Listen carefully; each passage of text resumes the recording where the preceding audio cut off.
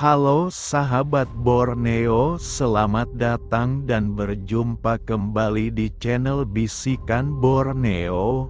Untuk kisah kali ini kita ambil dari kisah yang terjadi di tanah Kalimantan yang berjudul Misteri Wanita Penunggu Rumah.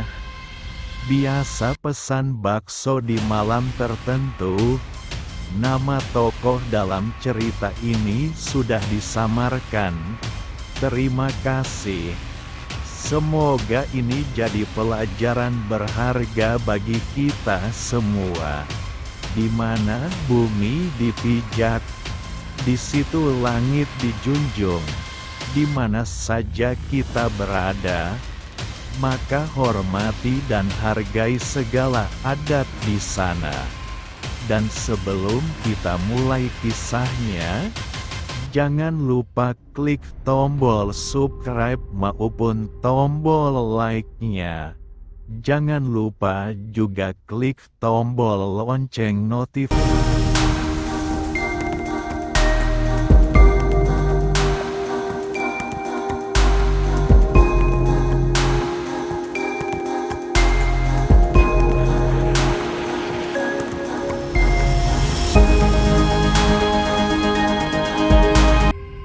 Kejadian nyata yang pernah dialami oleh seorang pedagang bakso, sebut saja Pak Bejo. Beliau pedagang bakso yang biasa berjualan keliling di sekitaran pinggiran kota Banjarmasin. Peristiwa ini terjadi di saat pas malam Jumat saat Pak Bejo sedang berkeliling di sebuah perumahan menjajakan bakso. Malam itu Pak Bejo seperti biasa keliling untuk menjajakan bakso, masuk dari perumahan ke perumahan dan dari blok ke blok. Tapi ada hal janggal dan yang tidak biasa seperti malam-malam saat Pak Bejo berjualan. Pak Bejo merasa jalanan di perumahan tempat beliau biasa menjajakan bakso terasa sepi. Sampai jam 9 malam baru 10 mangkok bakso yang Pak Bejo jual. Sepi banget ya malam ini, katanya dalam hati sambil berjalan mendorong gerobak bakso dan memukul-mukul mangkok menggunakan sendok untuk memberi tanda bahwa tukang bakso sedang jualan bakso. Tepat di sebuah pertigaan jalan, Pak Bejo sempat bimbang. Mau belok ke kiri apa ke kanan? Dua-duanya terlihat sepi. Akhirnya Pak Bejo putuskan ambil jalan kanan. Baru melewati 2 buah rumah, tiba-tiba ada seorang wanita bergaun putih keluar dari pagar rumah memanggil saya, "Bang, baksonya satu ya," kata perempuan. "Iya Bu," jawab Pak Bejo dan melihat perempuan itu kembali masuk pagar. Pak Bejo pun langsung menyiapkan 1 porsi bakso yang dipesan.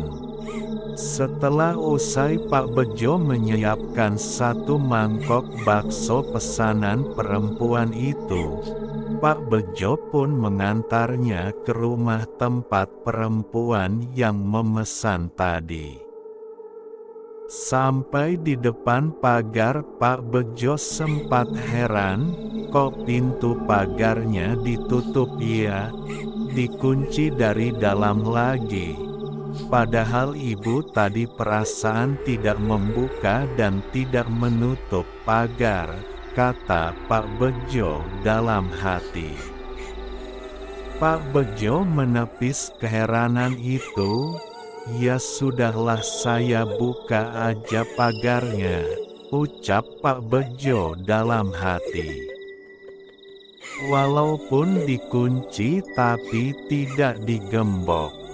Pak Bejo langsung masuk menuju pintu. Pintunya tertutup. Sesampainya di depan pintu, perlahan Pak Bejo mengetok dan memanggil, "Tok tok tok.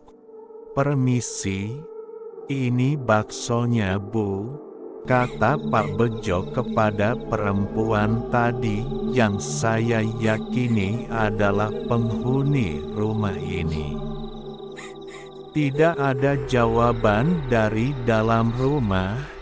Pak Bejo ketok lagi, "Tok tok tok.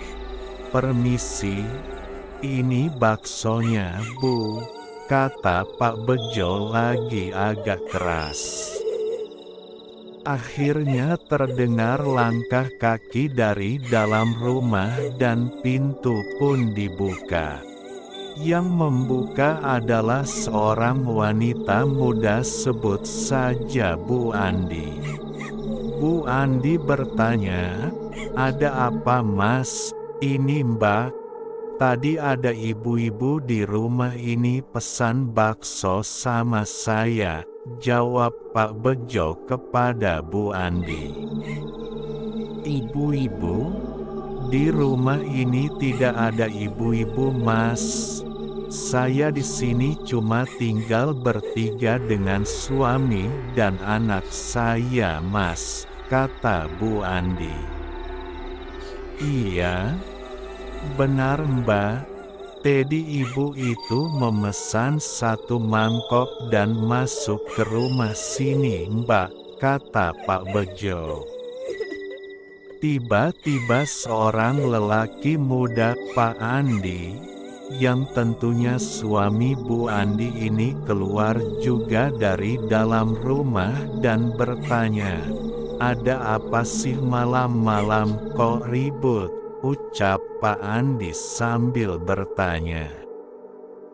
"Ini abang tukang bakso mau mengantarkan bakso.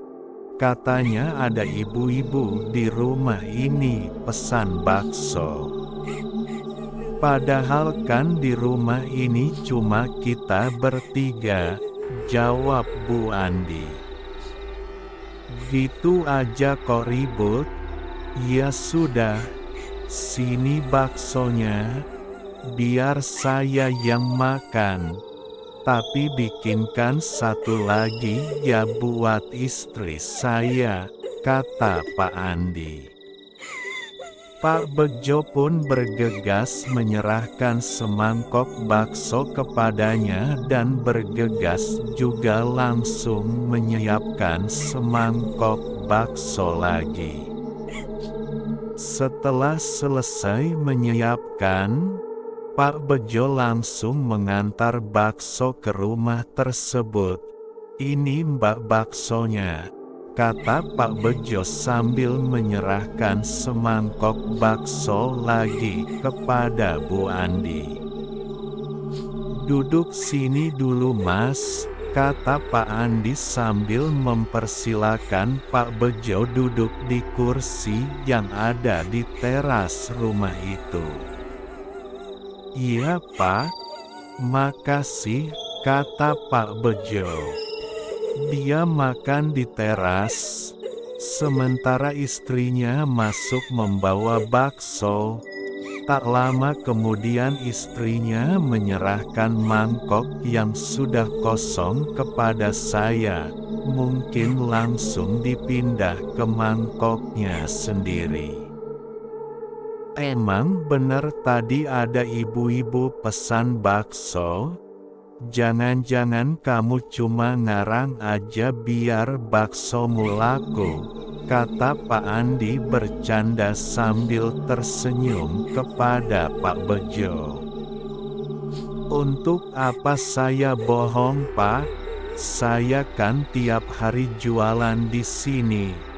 Memang benar kok tadi ada ibu-ibu yang pesan," jawab Pak Bejo. "Ciri-cirinya bagaimana?" Tanya Pak Andi. Ya, ibu-ibu tidak terlalu tua sih. Pakai baju panjang warna putih. Rambutnya agak panjang, jawab Pak Bejo. Lalu dari mana asalnya dan kemana? Tanya Pak Andi lagi. Tadi keluar dari rumah ini dan masuk lagi ke rumah ini, Pak. Tapi yang saya heran, saya tidak mendengar dia membuka pintu pagar dan menutup pintu pagar.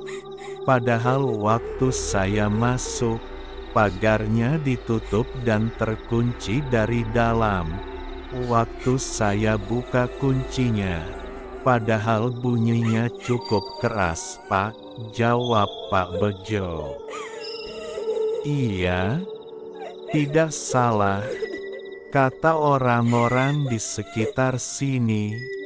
Memang dia kadang-kadang muncul, tapi saya sampai hari ini belum pernah bertemu sama dia, kata Pak Andi.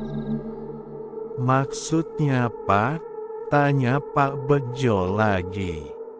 Pak Andi lalu menjawab, kata orang-orang di sekitar sini, dia itu makhluk halus yang tinggal di rumah ini. Itu sih kata orang. Kami sendiri yang tinggal di sini belum pernah bertemu. Langsung merinding bulu kuduk Pak Bejo setelah mendengar penjelasan Pak Andi. Seketika ada rasa takut menjalar di tubuh Pak Bejo. Dan rupanya ketakutan Pak Bejo terlihat oleh Pak Andi.